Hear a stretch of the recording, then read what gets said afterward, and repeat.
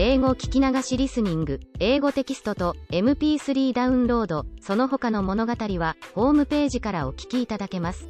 88thpp.com 88thpp.com Chapter 17 How the Balloon Was Launched. For 3 days Dorothy heard nothing from Oz. These were sad days for the little girl, although her friends were all quite happy and contented.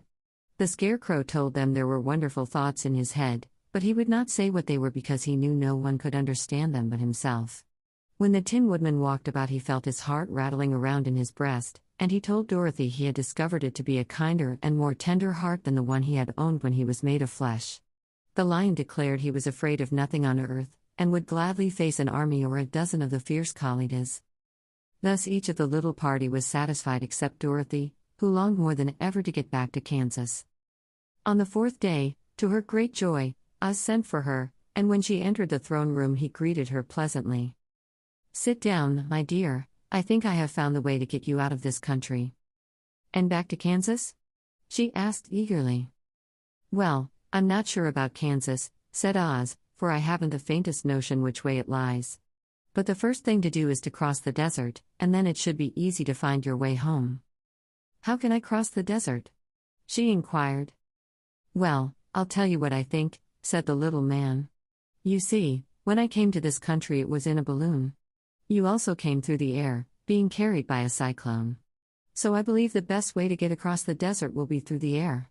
Now, it is quite beyond my powers to make a cyclone, but I've been thinking the matter over, and I believe I can make a balloon." "How?" asked Dorothy. "A balloon," said Oz, "is made of silk, which is coated with glue to keep the gas in it. I have plenty of silk in the palace, so it will be no trouble to make the balloon. But in all this country there is no gas to fill the balloon with, to make it float." "If it won't float," remarked Dorothy, "it will be of no use to us." "True," answered Oz. "But there is another way to make it float, which is to fill it with hot air. Hot air isn't as good as gas, for if the air should get cold the balloon would come down in the desert, and we should be lost." "We," exclaimed the girl. "Are you going with me?" "Yes, of course," replied Oz. "I'm tired of being such a humbug.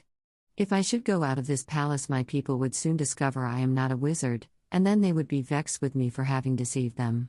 So I have to stay shut up in these rooms all day, and it gets tiresome. I'd much rather go back to Kansas with you and be in a circus again." "I shall be glad to have your company," said Dorothy. "Thank you," he answered. "Now, if you will help me sew the silk together, we will begin to work on our balloon." So Dorothy took a needle and thread, and as fast as Oz cut the strips of silk into proper shape the girl sewed them neatly together. First there was a strip of light green silk, then a strip of dark green and then a strip of emerald green, for Oz had a fancy to make the balloon in different shades of the color about them.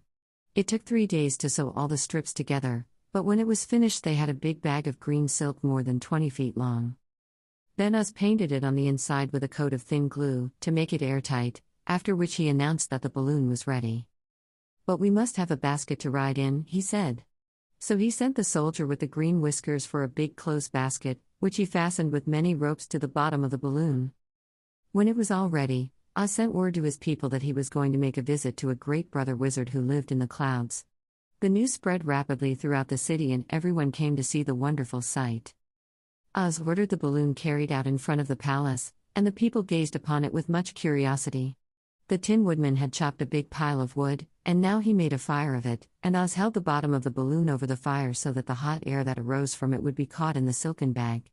Gradually the balloon swelled out and rose into the air, until finally the basket just touched the ground.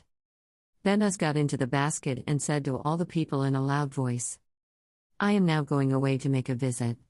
While I am gone the Scarecrow will rule over you. I command you to obey him as you would me." The balloon was by this time tugging hard at the rope that held it to the ground, for the air within it was hot, and this made it so much lighter in weight than the air without that it pulled hard to rise into the sky. "Come, Dorothy," cried the wizard. "Hurry up, or the balloon will fly away." "I can't find Toto anywhere," replied Dorothy, who did not wish to leave her little dog behind. Toto had run into the crowd to bark at a kitten, and Dorothy at last found him. She picked him up and ran towards the balloon.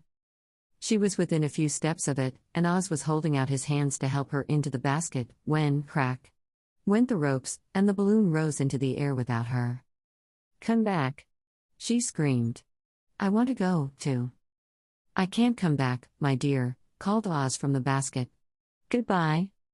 "Goodbye," shouted everyone, and all eyes were turned upward to where the wizard was riding in the basket, rising at every moment farther and farther into the sky. And that was the last any of them ever saw of Oz, the wonderful wizard, though he may have reached Omaha safely, and be there now, for all we know. But the people remembered him lovingly, and said to one another, "Oz was always our friend. When he was here he built for us this beautiful Emerald City, and now he is gone he has left the wise Scarecrow to rule over us." Still, for many days they grieved over the loss of the wonderful wizard and would not be comforted. 英語聞き流しリスニング、英語テキストと MP3 ダウンロード、その他の物語はホームページからお聞きいただけます。88thpp.com 88thpp.com